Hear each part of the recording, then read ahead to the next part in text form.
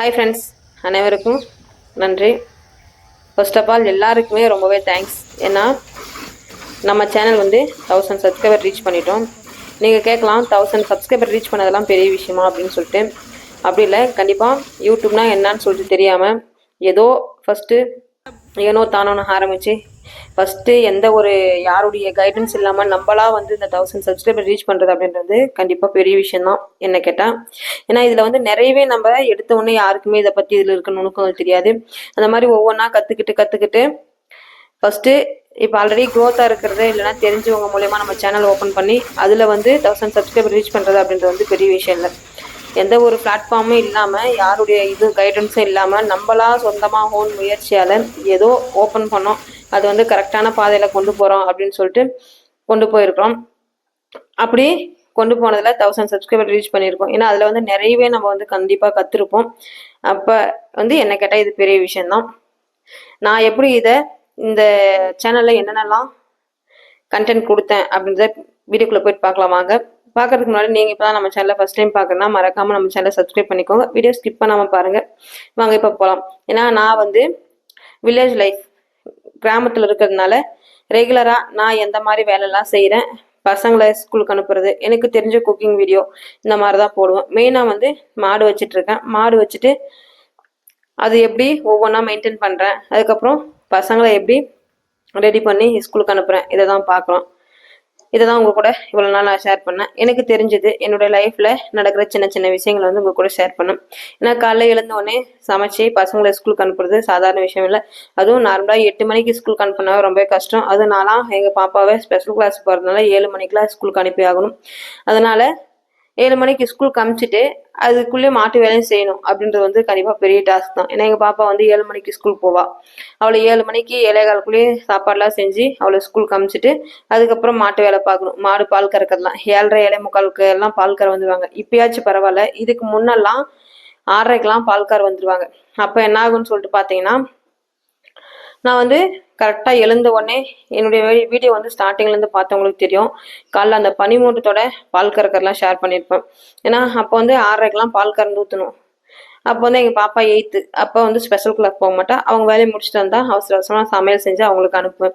ஆனால் இப்போ வந்து பால்கார் வந்து லேட்டாக தான் வராங்க. அப்படின்றதுனால அவளை வந்து 7 மணிக்கு ஸ்கூலுக்கு அனுப்பிச்சிட்டு அதுக்கப்புறம் தான் வெளியே மாட்டு வேலைக்கு வருவேன். பசங்களுக்கு ஒன்றும் ப்ரெஷராக கொடுக்க மாட்டேன். லீவு நாள்னா அவங்க அந்த வேலை செய்ய வைப்பேன். அந்த மாதிரி இருக்கும் பட்சத்தில் பாப்பாவை ஸ்கூலுக்கு அனுப்பிச்சிட்டு வரும்போது எங்கள் பையனை எழுந்து அவன் ரெஃப்ரெஷ் ஆகிட்டு வந்து அவனால் ஸ்கூலுக்கு 8 மணிக்கு போகிறதுக்குள்ளே என்ன வேலை முடியுமோ அதை செஞ்சுருவான். மோஸ்ட்லி எழுந்து தினமுமே ஒரு 2 மாடு இல்லைன்னா 3 மாடு 4 மாடு ஒரு கண்ணுக்குட்டி இருக்குது என்கிட்ட. அதில் வந்து முடிஞ்ச வரைக்கும் அந்த மாட்டுக்கு தீனி காமிக்கிறது மட்டும் அந்த வேலையை பார்த்துருவான். பார்த்துட்டு நானும் பால் கறந்து ஊற்றிட்டு வந்து அவனை ரெடி பண்ணி கொண்டு போயிட்டு பஸ்ஸுக்கு விட்டு வந்துடுவேன். அவன் 8 மணிக்கு போகணும். அவனை கொண்டு போய் விட்டுட்டு வந்து தான் மீதி இருக்கிற அடுத்த வேலையை நான் பார்ப்பேன். இந்த மாதிரி தான் ரெகுலராக போகும். அவனை கொண்டு போய் விட்டு வந்து மீதி மாடுங்கள்லாம் அப்படியே இருக்கும். அவன் வந்து ஃபுல்லெல்லாம் காட்டி முடிச்சிருக்க மாட்டான். ஒரு 3 மாடு காமிச்சிட்டு போவான் தீனி, அவ்வளோதான். அதுக்கப்புறம் மீதி இருக்கிற மாடுங்கள்லாம் பார்த்துட்டு அது சாணி சுற்றிலாம் வாட்டு மாட்டுக்கு தீவனம் போடணும். ஏன்னா நம்ம எந்த அளவுக்கு சீக்கிரமாக அவங்களுக்கு நம்ம அந்த உணவுன்றது கொடுக்குறோமோ அந்த அளவுக்கு தான் நம்மளை வந்து அவங்க காப்பாற்றுவாங்க. இல்லைன்னா அதில் வந்து பயனில்லை. அப்புறம் கட்டி வச்சுதாலும் இருக்கும். ஏன்னா அவங்களை ஸ்கூலுக்கு காமிச்சிட்டு வரதுக்குள்ளேயே நம்மளுக்கு மணி 8:30 9 ஆகிடும். அதுக்கப்புறம் இன்னும் அதுங்களுக்கு குளித்திலாம் காமிச்சு முடிச்சுட்டு செய்கிறதுக்கு சரியாக போயிடும். பகல் ஃபுல்லாக இப்படி போகும். இந்த வேலை முடியறதுக்கே 10 மணிக்கு மேலே ஆகிடும். அதுக்கப்புறம் ஈவினிங் வந்து ஆஸ் யூசுவல் ரொட்டீன் தான். அதே பசங்க வீட்டில் இருந்தாங்கன்னா சண்டே இந்த மாதிரி டைம்லாம் வீட்டில் இருந்தால் நான் என்ன பண்ணுவேன்னு சொல்லிட்டு பார்த்தீங்கன்னா அவங்களுக்கும் இந்த வேலையை செய்ய வைப்பேன். ஏன்னா அவங்களுக்கு வந்து நம்ம செய்கிற வேலை இந்த இது வந்து நம்மளோட போயிடக்கூடாது. அவங்க ஃப்யூச்சரில் செய்கிறாங்களோ இல்லையோ, ஆனால் இந்த வேலை எல்லாமே கற்றுக்கணும் அப்படின்னு சொல்லிட்டு அவங்களுக்கும் இந்த பழக்கத்தெல்லாம் நான் பழகி கொடுப்பேன். அதனால் எங்கள் பாப்பாவும் சரி எங்கள் பையனும் சரி 2 பேருக்குமே இந்த மாதிரி வேலைகளை நான் கற்றுக் கொடுப்பேன்.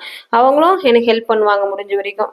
நானாக வந்து சொல்கிற வரைக்கும் எந்த ஒரு வேலையும் வச்சுக்க மாட்டாங்க. எங்கள் பாப்பாலாம் அவளால் முடிஞ்ச வேலை அவங்க செய்வாங்க. பால் கறக்கிறது எல்லாமே முடிஞ்ச வரைக்கும் செய்வாங்க. பட் இருந்தாலும் நான் வந்து சின்ன சின்ன வேலை மட்டும்தான் அவங்களுக்கு கொடுப்பேன். ஆனால் அவங்க வந்து ரொம்ப கொஞ்சம் இந்த பால் கறக்கிறது, ஏன்னா மாடு ஒரு சில டைம்லாம் உதைக்கும்ல, அதனால அதெல்லாம் வந்து அவங்களுக்கு கொடுக்க மாட்டேன். அவங்களே ஆசைப்பட்டு கேட்டால் கூட நான் செய்கிறேன்னு சொல்லிட்டு இந்த மாதிரி தான் போகும் ஒவ்வொரு நாளாக. அந்த மாதிரி லீவு நாளாக இருக்கும்போது அவங்க அந்த சாணியெல்லாம் வார அந்த வேலைலாம் பார்த்துக்கிட்டாங்கன்னா எனக்கு கொஞ்சம் வந்து பர்டன் குறையும். நான் பால் மட்டும் கறந்துட்டு அமைதியாகிடுவேன். ஏன்னா இப்போ வந்து கொஞ்சம் ஃப்ரீயாக இருக்கிறதுனால ஒரு மாடு 2 மாடு தான் பால் கறக்குது. ஆனால் அதே ஒரு சில டைம்லாம் 4 மாடும் பால் கறக்கும் போதெல்லாம் ரொம்பவே கஷ்டமாயிடும். ஏன்னா 4 மாடும் கையில் பால் கறக்குது அப்படின்றது சாதாரண விஷயம் இல்லை. அப்படி கறந்து ஊற்றும்போது ரொம்ப கஷ்டமாயிரும். அதனால் அவங்களே புரிஞ்சுட்டு செஞ்சுப்பாங்க. நீங்கள் கேட்கலாம், ஏன் உங்கள் வீட்டில் யாரும் இல்லையா அப்படின்னு சொல்லிட்டு. எங்கள் வீட்டில் எங்கள் ஹஸ்பண்ட் வந்து பஸ்ஸுக்கு போயிடுறாங்க. அதனால் வந்து அவங்க வந்து இந்த வேலைலாம் செய்ய முடியாது. மோஸ்ட்லி முடிஞ்ச வரைக்கும் நீங்கள் கண்டினியூஸாக என் வீடியோ வாட்ச் பண்ணுறவங்களுக்கு தெரியும், என் பசங்க நான் 3 பேர் மட்டும்தான் வந்து எப்பயாவது இந்த வீடியோவில் வருவோம். சரிங்களா? ஏன்னா அவங்க வந்து வீட்டில் இருக்கும்போது எல்லா வேலையும் செய்வாங்க. அவங்க டியூட்டிக்கு போயினாலும் நம்மளும் அவங்க கஷ்டத்தை புரிஞ்சுக்கணும்ல. அந்த மாதிரி அவங்க அந்த வேலைலாம் செஞ்சு முடிச்சுட்டு எனக்கு முடிகிற வரைக்கும் அவங்களால ஹெல்ப் பண்ணுறதை பண்ணி முடிச்சுட்டு அதுக்கப்புறம் அவங்க பாட்டுக்கு அவங்க விளையாட ஆரம்பிச்சிருவாங்க. எங்கள் பாப்பாவும் அவங்க தம்பி கூட சேர்ந்து சின்ன பொண்ணாட்டம் 2 பேரும் சேர்ந்து விளையாடிட்டு இருப்பாங்க. நானும் சரி ஃப்ரீயாக விட்டுருவேன். பசங்க வந்து கண்டிப்பாக அந்த சின்ன சின்ன சந்தோஷம் தான் நம்மளோட லைஃப்பை ஃபுல்ஃபில் பண்ணுது அப்படின்னு சொல்லிட்டு சொல்கிறேன் நான். ஏன்னா அவங்க விளையாடுறத பார்த்தா நம்ம ஆட்டோமேட்டிக்காக வந்து என்ஜாய் ஆயிடுவோம், நம்ம வந்து சந்தோஷமாயிடுவோம். நானும் அவங்க கூட சேர்ந்து விளையாட ஆரம்பிச்சிருவோம். ஒரு சில டைமெல்லாம் இந்த மாதிரி தான் போகும் லைஃபு. அதுக்கப்புறம் பசங்களாம் விளையாடி முடிச்சுட்டு எங்கள் பையன் இந்த மாதிரிலாம் விளையாடினாலும் அவன் வந்து எனக்கு மாட்டு வேலைலேருந்து எல்லா வேலையுமே ஹெல்ப் பண்ணுவான். எங்கள் பாப்பா செய்கிறதோட அது இப்போல்லாம் எங்கள் பாப்பா ஸ்பெஷல் கிளாஸ் போகிறனால அவன் தான் எனக்கு ரொம்பவே ஹெல்ப் பண்ணுவான். ஏன்னா நம்ம வந்து ஒண்டியே வந்து காலைல 8 மணிக்குள்ளேயே அவளை 7 மணிக்கு சமைச்சு முடிச்சு வேலையை செஞ்சுட்டு மாடு பால் கறந்து வச்சுட்டு அவனை வந்து நம்ம 8 மணிக்குள்ள அந்த 1 மணி நேரத்தில் வந்து நம்ம இந்த வேலையை செய்யறதுன்றது வந்து சாத்தியம் இல்லை. அதனால முடிஞ்ச வரைக்கும் அவனும் ஹெல்ப் பண்ணுவான். அவன் இந்த வேலை மட்டும் இல்லாத நம்ம செய்கிற அந்த விவசாய வேலை, நிலத்து வேலைலேருந்து எல்லாமே செய்வான் என் பையன். ஏன்னா அது வந்து ரொம்பவே பெருமையாக நினைக்கிறேன். ஏன்னா இந்த மாதிரி பிள்ளைங்க எத்தனை பேருக்கு அமைதின்னு சொல்லிட்டு தெரியல, செய்வாங்க. பட் இருந்தாலும் இந்த அளவுக்கு ஒரு சில இப்போ இருக்கிற ஒரு சில பிள்ளைங்களாம் மாட்டு சாணி வாரினாவே ரொம்ப கேவலமாக நினைப்பாங்க, சேத்துல கால் வைக்கணும் ரொம்ப கஷ்டப்படுவாங்க. ஆனால் என் பையன் அப்படிலாம் இல்லை, அவனா வந்து ஓன் இன்ட்ரெஸ்ட் எடுத்து இந்த மாதிரி வேலை எல்லாமே செய்வான். இந்த மாதிரி தான் எங்களோட லைஃப் போகும். இந்த மாதிரி வீடியோ தான் நான் வந்து உங்களுக்கு ஷேர் பண்ணேன். இதை பிடிச்சி நம்ம சேனலை சப்ஸ்கிரைப் பண்ண அனைத்து நல்ல உள்ளவங்களுக்கும் ரொம்பவே நன்றி. அதே மாதிரி நிறைய குக்கிங் வீடியோவும் இதில் போட்டிருக்கேன். நிறையன்னு சொல்ல முடியாது, கொஞ்சம் தான் போட்டிருக்கேன். ரொம்ப யூஸ்ஃபுல்லான வீடியோ, அதுக்கு ஒரு நல்ல வரவேற்பு கிடச்சி இனி அடுத்தடுத்து வந்து கண்டிப்பாக அந்த மாதிரி யூஸ்ஃபுல்லான வீடியோவும் இந்த மாதிரி என்டர்டைன்மெண்ட் வீடியோவும் நம்ம சேனலில் கண்டிப்பாக வரும். மறக்காமல் நம்ம சேனலை சப்ஸ்கிரைப் பண்ணிட்டு பாருங்கள்.